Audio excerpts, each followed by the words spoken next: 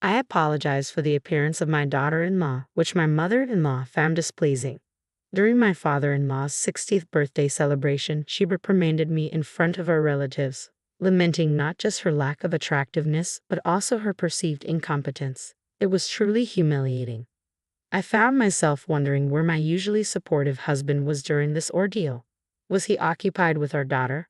His absence was conspicuous. Upon my arrival at my in-laws' home, feeling ready to enjoy the festivities, my mother-in-law suddenly complained of chronic back pain, rendering her unable to participate. Consequently, she entrusted all party preparations to me.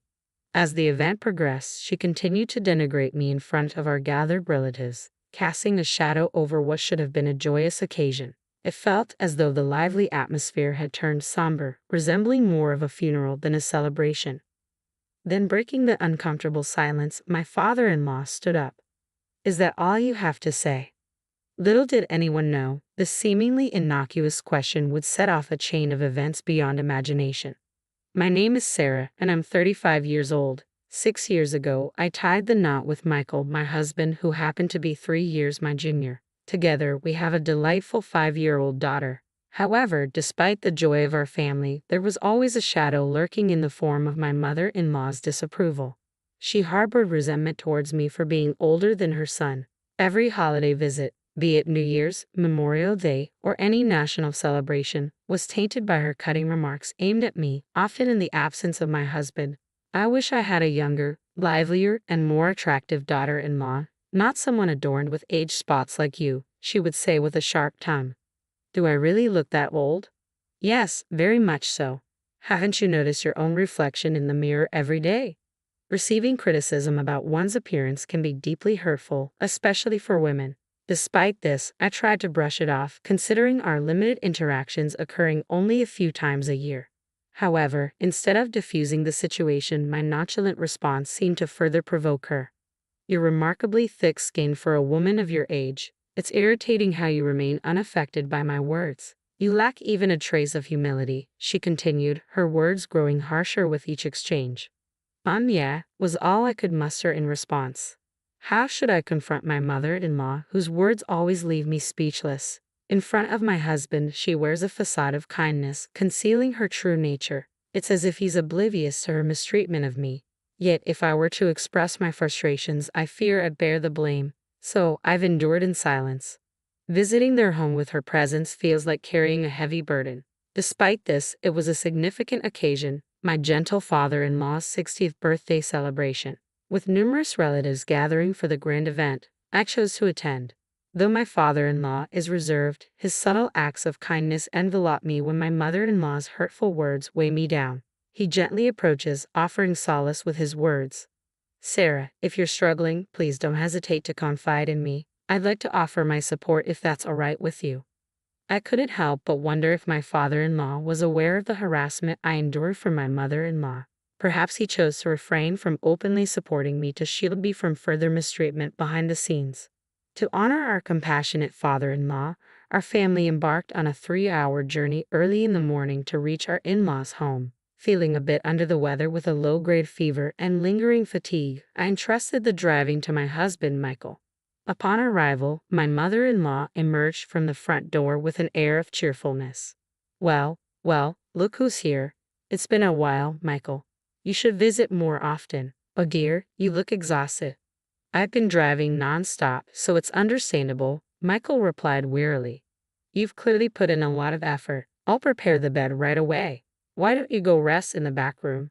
"That sounds like a plan, Sarah. You should rest too. You've been tending to our child in the car. You must be exhausted.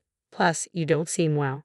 "Oh, Michael, you didn't know. I spoke with Sarah yesterday, and we arranged to go shopping for the 60th birthday celebration." "Sarah, you go rest. Once you've placed the luggage at the entrance, we'll head out." Of course, I couldn't recall any such arrangement, nor did I recall discussing any shopping plans. After looking after our energetic 5-year-old daughter, I felt drained. Since I wasn't feeling well, I welcomed the chance to rest. Since Sarah isn't feeling well, let her rest. You can handle the shopping, but this is your father's special occasion. I want to pick out the finest ingredients with Sarah. Sarah, you'll stick to our plan, won't you?" She had a knack for presenting excuses that left me no room for refusal. After dropping off the luggage, she grabbed my arm forcefully and directed me back into the car we had just exited. With an intense glare, she snapped, "You don't need rest right now." But almost instantly, her demeanor softened into a broad smile as she exclaimed, "Thank you for driving us. I really appreciate it." Knowing my mother-in-law's temperament, opposing her at that moment would likely ruin the entire day. With reluctance, I found myself settling into the driver's seat. "I'm feeling all right, Michael. You take a break. I'll accompany mother-in-law for shopping." Attempting to hand her daughter over to Michael, my mother-in-law swiftly intervened, taking the child from my arms and settling her into the child's seat before shutting the door firmly. Taking care of the child is a mother's responsibility. "Well then, Michael, we're off." As she settled into the passenger seat, her previously sweet demeanor vanished, replaced by a harsh tone as she began to chastise me. "So, you can't even manage to care for your own child? Quit relying on Michael for everything. You're nothing but an incompetent daughter-in-law, aging before your time." What was truly unsettling was her ability to maintain a sugary facade while my husband, Michael, remained within earshot, completely oblivious. "Wave goodbye to this microwave," she quipped as we embarked on the drive in my husband's unfamiliar car towards the bustling supermarket. Predictably, my mother-in-law wasted no time before launching into a lecture. "You'll regret lounging around while my son drives, mother-in-law," I retorted weakly. "Please refrain from such ominous remarks. I've been battling fever and fatigue since this morning. Your poor health stems from your lack of discipline, and your crow's feet, more pronounced. Those cheek spots, darker. It's painful to witness. Your skin has lost its former vitality," she criticized relentlessly. Drained of all energy to counter her harsh words, I merely nodded as we reached the supermarket. This is utterly exhausting. How do daughters-in-law worldwide endure such treatment from their mothers-in-law? My spirited mother-in-law sprang out of the car without a word of gratitude, immediately thrusting 2 shopping carts into my hands. "Move faster, you're so slow." Attempting to steer clear of the bustling crowds, I lagged behind, but she surged ahead, filling the carts with extravagant items like USDA prime beef, crab, salmon roe, and melons. She then proceeded to toss in unnecessary items. "Mother-in-law, do we really need all of this right now? I've already decided, we're stocking up so we won't have to make frequent trips. You should have known that without my having to tell you." Feeling utterly helpless, I allowed her to dictate the shopping list. By the time we finished, the carts were overflowing. "Let's head to checkout. Move quickly now, no dawdling."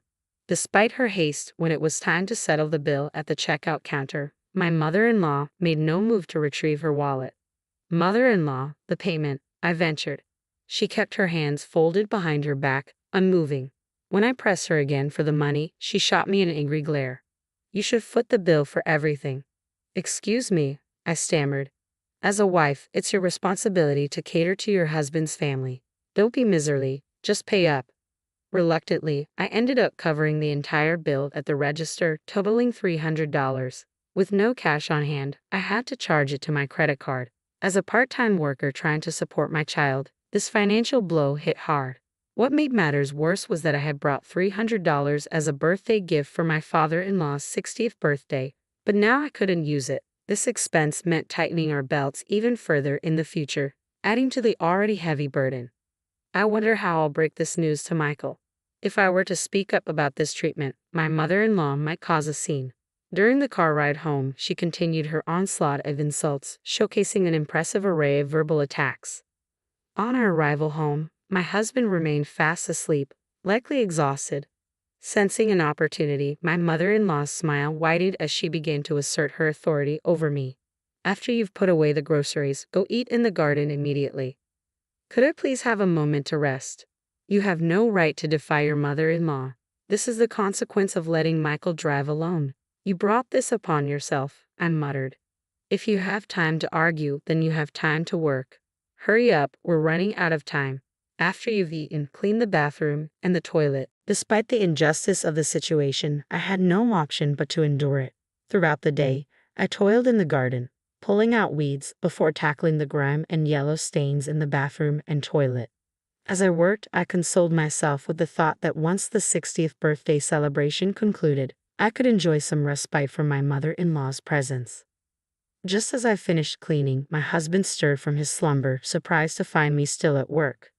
Sarah, are you all right? If you're not feeling well, don't push yourself too hard. Take a break, he urged. Thank you, I'll take you up on that, I replied wearily. Ouch, that hurts. But before I could finally rest, my mother-in-law suddenly let out a piercing cry, clutching her back in agony. Despite her earlier vitality, she now complained of sudden back pain, her demeanor shifting from lively to frail in an instant. This is troublesome. My back is in excruciating pain. I can't manage anything. My chronic back issues have flared up once more. I won't be able to prepare food before our relatives arrive.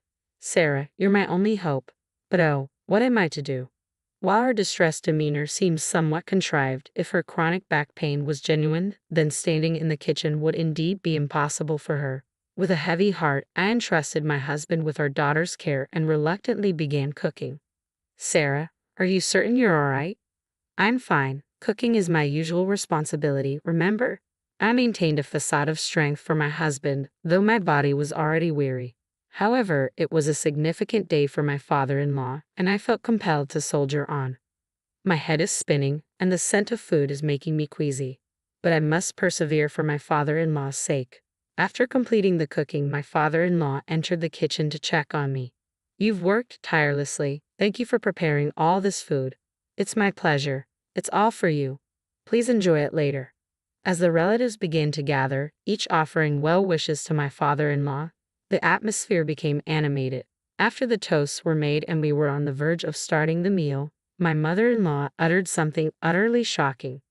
I regret to inform everyone that due to my chronic back pain acting up on this important birthday celebration, all the food was prepared by my daughter-in-law. I apologize for the lackluster quality of the dishes, courtesy of my unattractive daughter-in-law. Both my father-in-law and husband were stunned into silence by my mother-in-law's sudden outburst. Not only is my daughter-in-law unattractive, but she's also clumsy and utterly inept. It's truly a shame, she continued, her tone dripping with disdain. As she exaggeratedly rubbed her back, my mother-in-law persisted in belittling me. She's quite clumsy, you see. Without my assistance, she's helpless. I even question her ability to care for her own child. I worry whether Michael can cope with such a wife. What should have been a joyous occasion swiftly descended into a somber atmosphere, reminiscent more of a funeral than a celebration. My typically supportive husband, who should have been caring for our daughter, was conspicuously absent. Then, in a moment that shattered the tension, my father-in-law, who had been silently observing, rose to his feet. Is that all you have to say? He demanded, his voice cutting through the tension.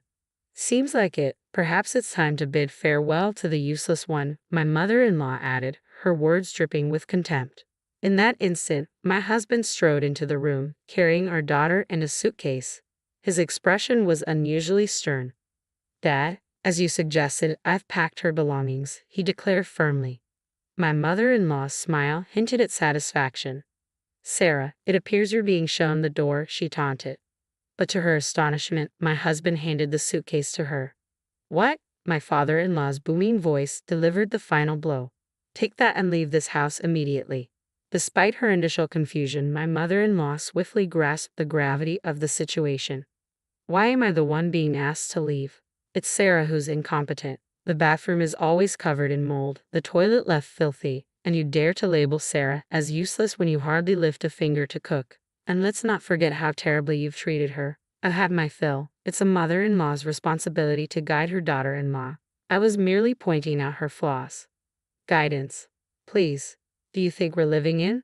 My father-in-law began, but the raised eyebrows of an enraged father-in-law left no room for support. Realizing she wouldn't garner any sympathy from him, my mother-in-law resorted to her usual theatrics, turning to my husband and bursting into tears. Michael, don't get the wrong idea. Someday, we might have to take care of your father, right? So, I was trying to teach Sarah how to be a good wife, as difficult as that may have been.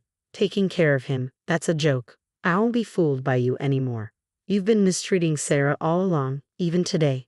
Despite feeling unwell, she still came to celebrate Dad's 60th birthday. Sarah volunteered to join the celebration, didn't she? Don't deny it.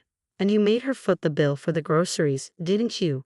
I found a receipt from today in her bag when she was trying to get candies for our daughter. It clearly shows Sarah paid with her credit card. I just asked her to pay because I didn't have any cash on me. I was planning to reimburse her later, honestly. Really? If I hadn't noticed, you would have stayed silent about it. I've ignored the typical mother-in-law and daughter-in-law conflicts, but you've crossed a line.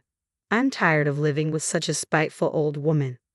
Witnessing my husband and father-in-law turn away from her, my mother-in-law reverted to her usual theatrics, blaming me with all her usual dramatic flair, tears streaming down her face. No, I haven't vocalized it, but it's undeniable that you've been mistreating me, isn't it?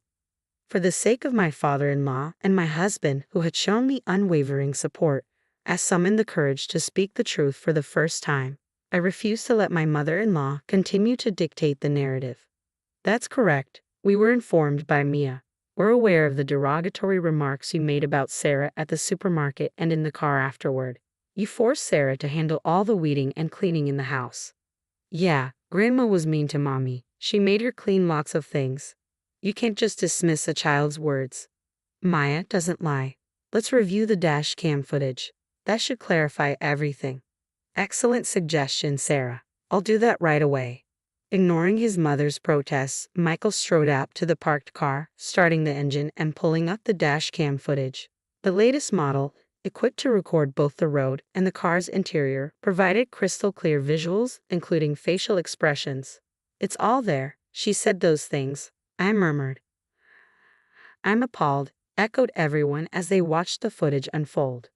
This is utterly unacceptable. Unbelievable. Meanwhile, my mother-in-law, who had remained inside the house, adamantly denying any wrongdoing, began to panic as tension thickened, rushing barefoot toward the car. Stop this immediately.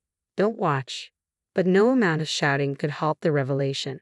With all her transgressions laid bare, my mother-in-law stood speechless, stunned into silence. That's when my father-in-law casually handed her a single piece of paper. I filled out my portion. You just need to complete yours and submit it. What? Is this a divorce form? I had to prepare it just in case. I never imagined I'd have to use it. Never darken my doorstep again. Wait, I promise to change. Promises won't suffice, Sarah. Please find it in your heart to forgive me. Seeing my mother-in-law plead for forgiveness, tears streaming down her face, was a pitiful sight. But I suspected it might be yet another performance. With resolve, I gently pushed her away. You've revealed your mistreatment of your daughter-in-law. I can never forgive you. It's best you leave before the neighbors become involved. Oh no, this is dreadful. The commotion caught the attention of neighbors who observed from a distance. Perhaps unwilling to create a scene, she swiftly accepted the divorce papers and her suitcase, miraculously recovered from her supposed back pain, and dashed out of the garden. With the villain swiftly dealt with, our once tense home was now heavy with remorse. I apologize for all this disruption during your 60th birthday celebration, Dad, I said sincerely, bracing for his response. Sarah, you bear no blame. I'm the one who should apologize for all the trouble we've caused. Let's put this behind us and start anew, he replied. A smile graced my father-in-law's face. The relatives, too, looked on with sympathetic expressions. Later, they commended the dishes I had prepared and enjoyed them with gusto. In that moment, all weariness seemed to evaporate into thin air. Thus, we commemorated my father-in-law's 60th birthday in grand style. Despite her initial reluctance, my mother-in-law eventually agreed to the divorce, and it concluded amicably.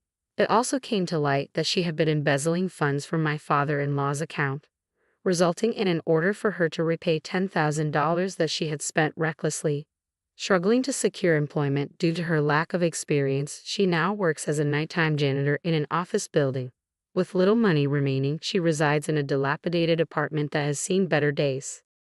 Meanwhile, I discovered that I was pregnant with my second child. The discomfort I had experienced earlier was attributed to my pregnancy. 5 months have elapsed since then, and my husband Michael has been incredibly supportive. Our ultrasound revealed that we are expecting a baby boy. Both Michael and my father-in-law eagerly anticipate his arrival, already preparing for his welcome. My father-in-law even sent over a selection of blue baby clothes. Our darling daughter is thrilled at the prospect of having a younger brother and diligently practices caring for a baby with her dolls each day. Witnessing her enthusiasm fills me with boundless joy.